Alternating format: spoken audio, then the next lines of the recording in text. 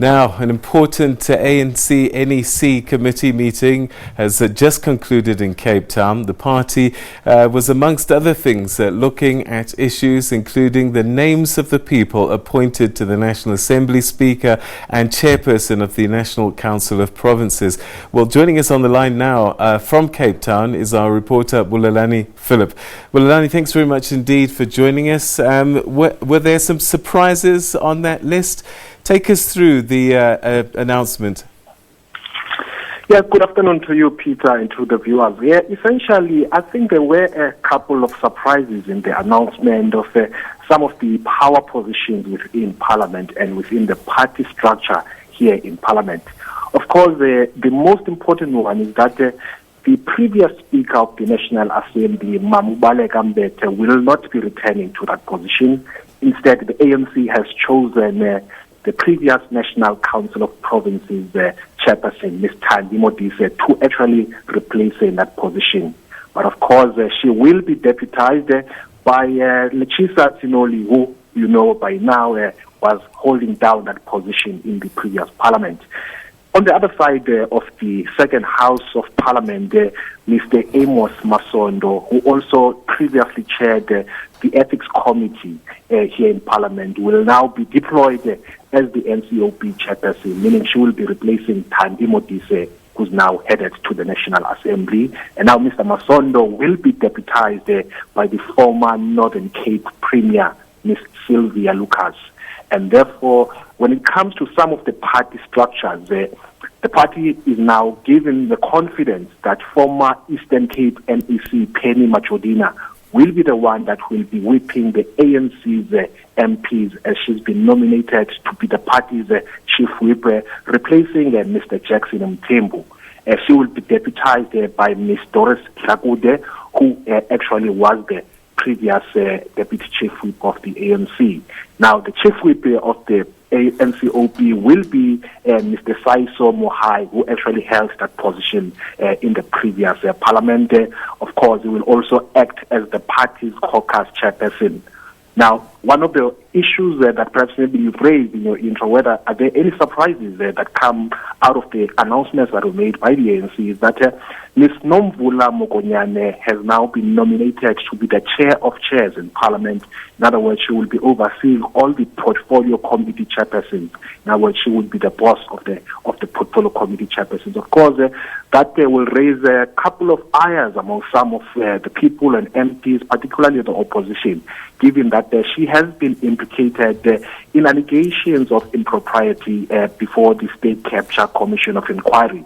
But of course, to her defense, the ANC, through the party's Secretary General, Mr. Ace Magashule, says that people like Nomvula Mokonyane should not be prejudged, because the work of the Integrity Committee that is investigating the allegations against her is work in progress, and the decision to nominate her has been made by the collective, and saying, that there was not much discussion around her candidature to that position. So those are some of the key appointments that the ANC intends to make when the National Assembly sits for the first time following the elections on Wednesday, as well as the NCOP when it sits for the first time on Thursday.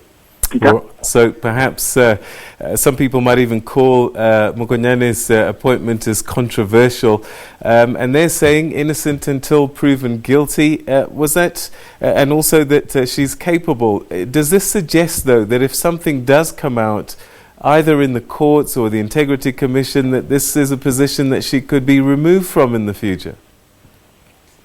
Well, certainly, Peter, I think you've summed it up correctly, that perhaps maybe the party is taking an innocent until proven guilty approach. But of course, I think in the bigger and finer analysis of this issue, of course, by her appointment to chair the chairs, to be the chair of chairs rather, it would mean that she would not be returning to cabinet. Perhaps maybe we could read as that maybe this is a compromised position, given that she's quite a person who's quite high up in the NEC as well as in the NWC. So perhaps maybe this is a political compromise that perhaps maybe the party felt it would perhaps maybe appease both sides of some of the factions within the ANC. But of course, the party will have the task again of having to defend the appointment when Parliament resumes. I'm sure the political parties that I've spoken to in the opposition benches are saying that perhaps maybe this is something that they will be taking up.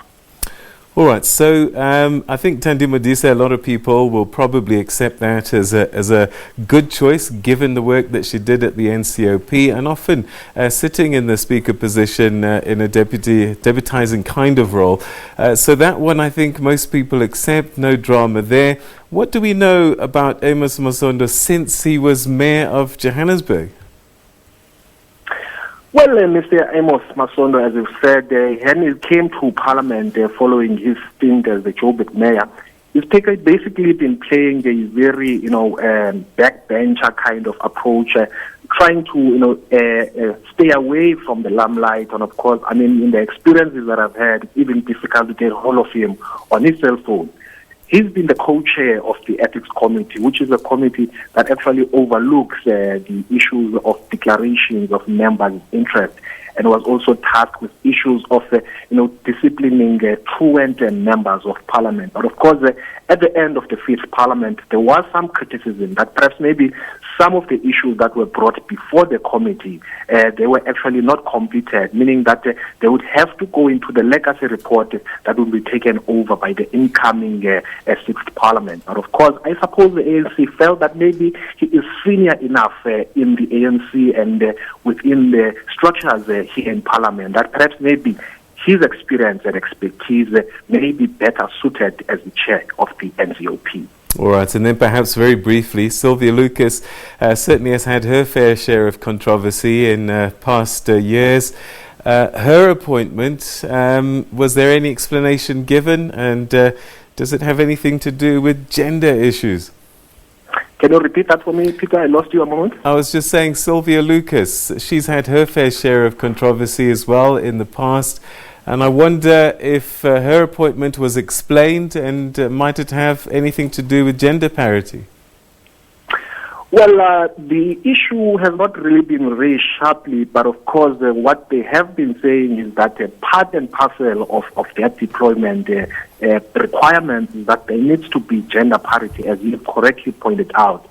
The example that the ANC SG has reiterated is that in provinces where there is a male premier, they do demand that all the speakers of those provinces where they are in charge should be female. And on top of that, 60% of the members of those provincial legislatures must be a female. So that same principle, I suppose, is one that is actually being replicated here in the deployment of the NCOP, given that the NCOP chairperson is male, and they felt that a deputy should be female. But whether Sylvia Lucas is the suitable candidate, perhaps maybe it's something that the party will have to maybe look into whether she is suitable in that she is a first-time entry here in the structures of Parliament. All right, thanks very much indeed, Bulelani, for your update. So the ANC has announced that the Speaker of the House will be Thandi Modise, and I suppose an easy choice for them in terms of the work that she's done at the NCOP. And a little bit more on that in the coming